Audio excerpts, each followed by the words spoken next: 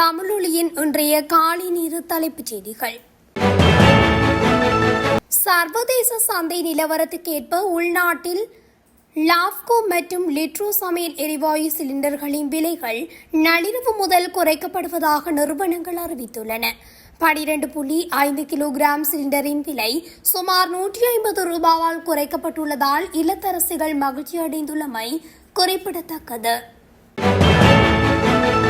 விவசாயிகளை பாதுகாக்கும் நோக்கில் வரவிருக்கும் அறுவடை காலத்தில் விவசாயிகளிடமிருந்து கொள்வனவு செய்யப்படும் 1 கிலோ நெல்லுக்கான குறைந்தபட்ச உத்தரவாத விலையை அரசாங்கம் இன்று நிர்ணயித்துள்ளது. இதன்படி நாடு நெல் கிலோ ஒன்றுக்கு 110 ரூபாயும், சம்பா நெல் கிலோ ஒன்றுக்கு 130 ரூபாயும் வழங்கப்படும் என்று அறிவிக்கப்பட்டுள்ளது. கடந்த 24 மணித்தியாலங்களில் மேல் மாகாணம் மற்றும் தென் மாகாணத்தில் போலீசார் நடத்திய அதிரடி யுக்திய சோதனைகளில் பல கோடி ரூபாய் பெறுமதியான போதைப் பொருட்களுடன் 180 சந்தேக நபர்கள் கைது செய்யப்பட்டுள்ளதாக போலீஸ் ஊடக பிரிவு தெரிவித்துள்ளது. வெளிநாட்டு சுற்றுலா பயணிகளை ஈர்க்கும் வகையில் கொழும்பிலிருந்து பாதுளை வரை வார இறுதி நாட்களில் இயக்கப்படவுள்ள உடரட மெனிக்கி எக்ஸ்பிரஸ் என்ற அதிநவீன கண்ணாடி கூரை கொண்ட விசேட சுற்றுலா ரயில் சேவை கொழும்பு கோட்டையில் நேற்று ஆரம்பித்து வைக்கப்பட்டமை குறிப்பிடத்தக்கது. சுற்றுலா பயணிகள் மற்றும் இலங்கை பிரஜைகள் குடிவரவு குடியகழ்வு சோதனைகளை மிக விரைவாகவும் டிஜிட்டல் முறையிலும் செய்து கொள்வதற்காக கட்டுநாயக்க சர்வதேச விமான நிலையத்தில் 10 புதிய கேட்ஸ் எனப்படும் தானியங்கு நுழைவாயில்கள் நேற்று திறந்து வைக்கப்பட்டன. இரத்தினபுரி, கேகாலை, களுத்துறை, காலி, மாத்தறை மற்றும் நுவரெலியா ஆகிய மாவட்டங்களின் சில பகுதிகளுக்கு தேசிய கட்டிட ஆராய்ச்சி நிறுவனம் விதித்திருந்த 1ஆம் கட்ட மண்சரிவு அபாய எச்சரிக்கை மேலும் இந்த 6 மாவட்டங்களுக்கு 24 மணித்தியாலங்களுக்கு நீடிக்கப்பட்டுள்ளதாக தேசிய கட்டிட ஆராய்ச்சி நிறுவனம் அறிவித்துள்ளது. மின்சார கட்டணம் குறைக்கப்பட்ட போதிலும் நீர் சுத்திகரிப்புக்கான ரசாயன பொருட்களின் விலை அதிகரித்துள்ளதால் நீர் கட்டணங்களை 8% அதிகரிப்பதற்கு அனுமதி கோரி தேசிய நீர்வளங்கள் வடிகாலமைப்பு சபை பொது பயன்பாடுகள் ஆணைக்குழுவிற்கு நேற்று கடிதம் அனுப்பியுள்ளமை குறிப்பிடத்தக்கது. மாகாண சபை தேர்தலை நடத்தினால் யார் ராஜா என தெரிந்துவிடும் என்று எதிர்க்கட்சித் தலைவர் சஜித் பிரேமதாஸ் சவால் விடுத்துள்ளார்.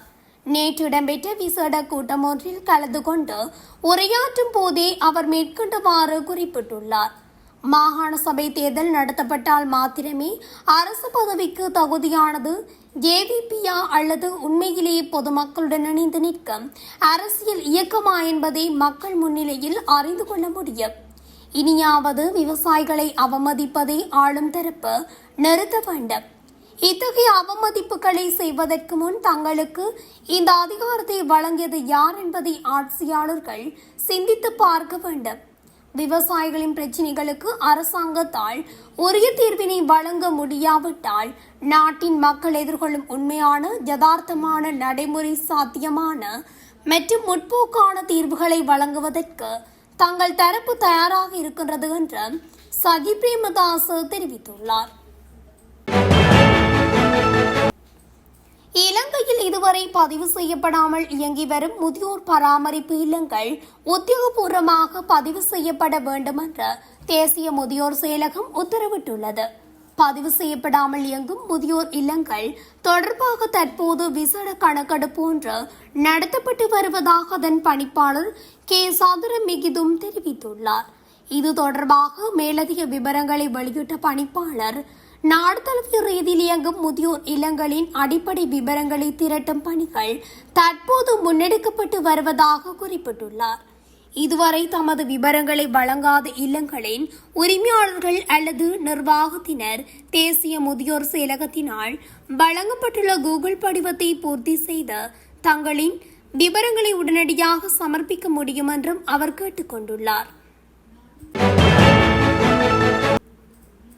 நாடு முழுவதும் அன்றாடம் பல்வேறு விபத்துகளால் சுமார் 30 பேர் உயிரிழப்பதாக சுகாதார அமைச்சு தெரிவித்துள்ளது.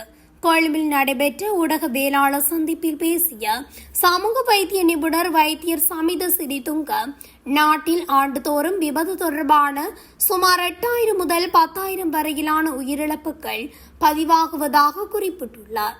அதன்படி விபத்துகளால் சராசரியாக ஒவ்வொரு 3 மணி நேரத்திற்கும் 4 பேர் உயிரிழப்பதாகவும், இதனால் தினசரி உயிரிழப்புகளின் எண்ணிக்கை சுமார் 30 எட்டுகிறது என்றும் அவர் சுட்டிக்காட்டினார். இந்த உயிரிழப்புகளில் வீதி விபத்துகள் கணிசமான பங்கை கொண்டிருந்தாலும் கீழே விழுதல், நீரில் மூழ்குதல், மின்சாரம் தாக்குதல், பாம்பு கடி போன்ற பிற காரணங்கள் பொது விவாதங்களில் பெரும்பாலும் குறைவாகவே குறிப்பிடப்படுகின்றன அல்லது கவனிக்கப்படாமல் போகின்றன என்றும் வைத்தியர் சமித சிறிதுங்க வலியுறுத்தினார். 6 மனித படுகொலைகள் தொடர்பாக சிஐடியினரால் கைது செய்யப்பட்டு பயங்கரவாத தடை சட்டத்தின் கீழ் வைக்கப்பட்டிருந்த TMBPC கட்சி அம்பாறை மாவட்ட பொறுப்பாளரும் முன்னாள் கிழக்கு மாகாண சபை உறுப்பினருமான இனிய பாரதி என்று அழைக்கப்படும் கே புஷ்பகுமார் எதிர்வரும் 8ஆம் தேதி வரை மட்டக்களப்பு சிறைச்சாலையில் விளக்கமறியலில் வைக்குமாறு அக்கரைப்பற்று நீதவான் நீதிமன்ற நீதவான் வியாழக்கிழமை உத்தரவிட்டுள்ளார்.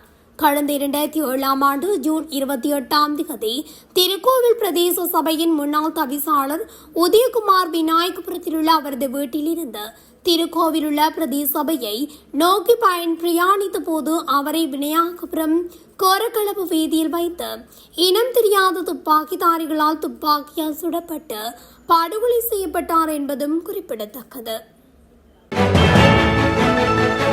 கடந்த உயர்தர ஏல் பரீட்சை முடிவுகளின் அடிப்படையில் பல்கலைக்கழக பிரவேசத்திற்கான மாவட்ட ரீதியிலான வெட்டுப்புள்ளிகள் இன்னும் 2 தினங்களில் வெளியிடப்படும் என்று பல்கலைக்கழக மானியங்கள் ஆணைக்குழு நேற்று அறிவித்துள்ளது. ருவன்வெல்ல புதுப்பிட்டியாவில் உள்ள ஒரு வாகன சேவை மையத்தில் மின்சாரம் தாக்கி இளைஞர் ஒருவர் உயிரிழந்துள்ளதாக ருவன்வெல்ல காவல்துறையினர் தெரிவித்தனர். உயிரிழந்தவர் அங்கு பணிபுரிந்த கயனுதயங்கா என்ற 18 வயது இளைஞர் ஆவார். முதற்கட்ட விசாரணையில் அவர் அந்த இளைஞர் ஒரு முச்சக்கர வண்டியை கழுவி சுத்தம் செய்து கொண்டிருந்த போது தண்ணீரில் மின்சாரம் கசிந்ததால் மின்சாரம் தாக்கியது தெரிய வந்துள்ளது. விபத்துக்கு பிறகு அந்த இளைஞர் கரவநில மருத்துவமனைக்கு கொண்டு செல்லப்பட்டார். ஆனால் மருத்துவமனையில் அனுமதிக்கப்பட்ட போதே அவர் உயிரிழந்துள்ளதாக அங்குள்ள மருத்துவர்கள் தெரிவித்தனர். காளிகுளம் பிரதான வீதியின் பயாகுள கடுகுறந்த பகுதியில் பஸ் ஒன்றும் முச்சக்கர வண்டியொன்றும் நேருக்கு நேர் மோதி விபத்துக்குள்ளானதில் 2 உயிரிழந்தனர். முச்சக்கர வண்டியில் பயணித்த பெண்ணொருவரும் சிறிய குழந்தையொன்றுமே இவ்விபத்தில் உயிரிழந்துள்ளதாக பயாகுள போலீசார் தெரிவித்துள்ளனர். டெங்கு மற்றும் வைரஸ் காய்ச்சல் பரவல் காரணமாக கொழும்பு கட்புலா அரங்கேற்ற கலைகள் பல்கலைக்கழகத்தை 2 வாரங்களுக்கு தற்காலிகமாக மூடுவதற்கு தீர்மானிக்கப்பட்டுள்ளது. இதன்படி பல்கலைக்கழகத்தின் அனைத்து கல்வி நடவடிக்கைகள், பரீட்சைகள் மற்றும் மாணவர் விடுதிகள் உடனடியாக அமலுக்கு வரும் வகையில் தற்காலிகமாக மூடப்பட்டுள்ளதாக பல்கலைக்கழக மானியங்கள் ஆணைக்குழு தலைவர் தெரிவித்துள்ளார். மாணவர்கள் மற்றும் பணியாளர்களின் பாதுகாப்பை கருத்தில் கொண்டு இந்த தீர்மானம் எடுக்கப்பட்டுள்ளதாகவும் பல்கலைக்கழகம் எதிர்வரும் 13ஆம் தேதி மீண்டும் திறக்கப்பட உள்ளதாகவும் அவர் குறிப்பிட்டுள்ளார். யாழ்ப்பாணத்தில் நேற்று இடம்பெற்ற வீதி விபத்தில் 5 பேர் காயமடைந்த நிலையில் வைத்தியசாலையில் அனுமதிக்கப்பட்டுள்ளனர். வடவராட்சி கிழக்கு மடற்காடு சந்தை பகுதியில் சம்பவித்த விபத்தில் ஆசிரியர்கள் 2 பாடசாலைக்கு பிள்ளை ஏற்றிச் சென்று கொண்டிருந்த தாய் மற்றும் அவரது 2 பிள்ளைகளும் காயமடைந்த நிலையில் பருத்தித்துறை ஆதார வைத்தியசாலையில் அனுமதிக்கப்பட்டுள்ளனர். கொடத்தனை கிழக்கு பகுதியில் உள்ள அரசின தமிழ் கலவன் பாடசாலைக்கு தனது 2 பிள்ளைகளை அழைத்து சென்ற மோட்டார் சைக்கிளும் மருதங்கனி நோக்கி சென்று கொண்டிருந்த 2 ஆசிரியர்களது மோட்டார் சைக்கிளும் ஒன்றையொன்று மோதியதால் விபத்து இடம்பெற்றுள்ளது. இந்த நிலையில் விபத்துக்குள்ளான 5 பேரும் உடனடியாக பருத்தித்துறை ஆதார வைத்தியசாலையில் அனுமதிக்கப்பட்டனர். இதனையடுத்து விபத்தில் காயமடைந்த ஆசிரியர் ஒருவரும் பிள்ளைகள் ஏற்றின்ற தாயும் மேலதிக சிகிச்சைகளுக்காக யாழ்ப்பாணம் போதனா வைத்தியசாலைக்கு மாற்றப்பட்டுள்ளமை குறிப்பிடத்தக்கது. இத்துடன் தமிழொலியின் இன்றைய காலை நேர தலைப்புச் செய்திகள் நிறைவடைகின்றன. தொடர்ச்சியாக செய்திகளை அறிந்து கொள்ள தமிழொலி ஊடகத்துடன் இணைந்திருங்கள். நன்றி, வணக்கம்.